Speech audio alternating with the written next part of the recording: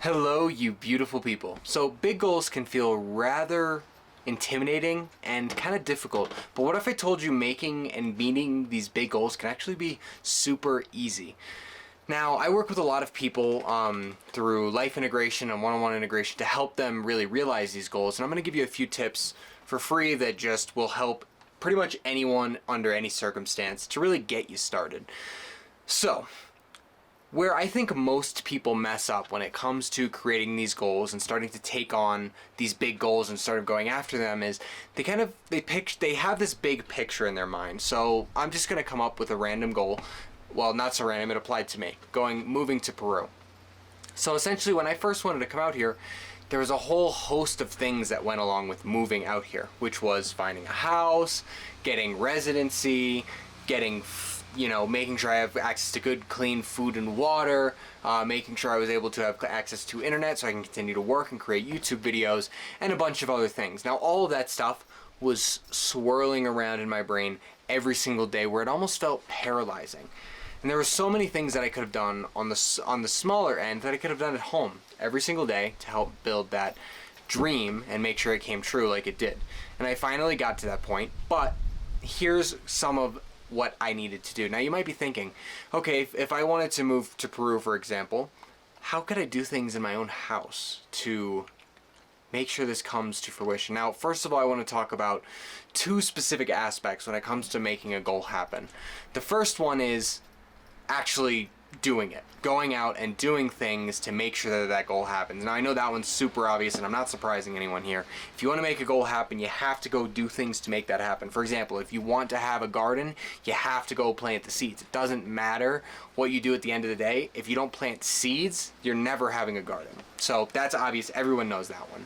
Now the second piece and the second interesting one is manifestation. Now I know there's a lot of Instagram girlies talking about what manifestation isn't, how to do it, but essentially the really easy and shortened, quickened version of manifestation is taking the time to picture what this goal would look like if it was done, why you want it, and a bunch of different other things. But essentially, think of it like hyping yourself up and making it seem real before it is. A lot of really rich billionaires do this. A lot of people who aren't rich billionaires but have met a lot of their life goals do this, and everyone's goal is different. Some people want money, some people don't.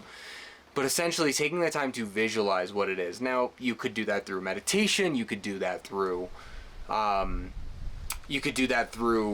like picturing, you could do that through creating like a vision board, you could do that through writing or journaling or talking about it with friends about how amazing it's going to be when this happens.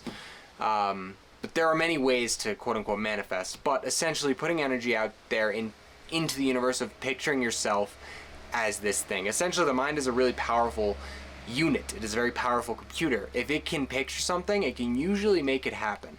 That's why you have some people that are able to cure sicknesses just by their brain. Or, for example, people will be given medication that's completely fake, but they will picture themselves being healthy because they're receiving what they think is real medicine. They end up getting healthy, although they didn't take any medicine at all. I'm getting off track here, but essentially one of the things you can do at home that's very quick and easy and small, now it's not action. Every manifestation needs to be coupled with action, but you can start by manifesting what it is that you want. You can start by picturing it, thinking about it, picturing yourself in that suit if you wanted that corporate job, picturing yourself on the beach with a margarita if you're calling in a more lax lifestyle with more vacations, whatever it is, taking the time to picture that. Now the next thing that I was doing at home to create this big move to Peru, moving to Peru costs a decent amount of money. Now there are definitely some other things that I could have done that would have costed more. However, moving here did cost money. So one of the things that I was able to do that was really small from home and over time was anytime I was at home and I had just gotten my paycheck from, at that time I was working at Trader Joe's, I put a little money to the side. And I was also working my own business, so I was actually putting more money away from my business, but I was putting money to the side slowly over time. Now, in the grand scheme of things, did that money have a huge impact on the move? No, it didn't. However, it was little pieces of rocks that I was getting off the road so that when I was finally ready to drive it, I didn't hit any bumps. I had this moving kind of goal that I was slowly working towards. So if you have a goal in your mind that you really want to achieve, try to think about how can I break this up into smaller pieces. Not how can I make this goal smaller pieces that add up, but how can I do something really, really small now that might not even complete a piece, but will help me in the future. When you're trying to complete a goal, everything that goes along with it helps you complete that goal as well. If you want to pass your med school exams, for example, I don't know if I have any med school students, but if you want to pass your med school exams, or if you want to prepare the home for a child, if you're a parent, an incoming parent, you have to prepare yourself for the new style of sleep that you're going to have. You have to prepare for yourself for the mental state you need to be in early in the morning to be shadowing as a doctor, and also to get up early enough to do these exams.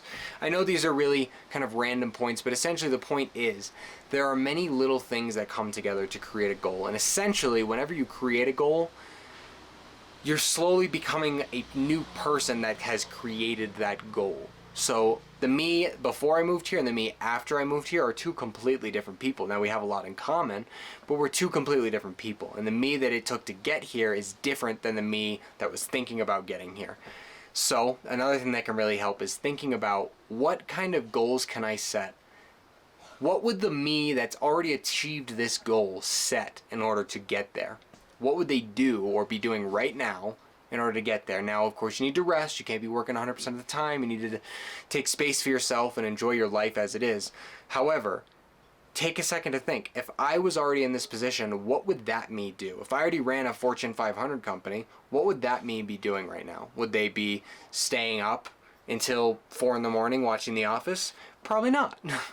But you know, you got to take rest too. So essentially what I'm trying to say is, whenever you have a big goal, the easiest way to achieve it is to just break it up into small little tiny pieces that are bite-sized and daily.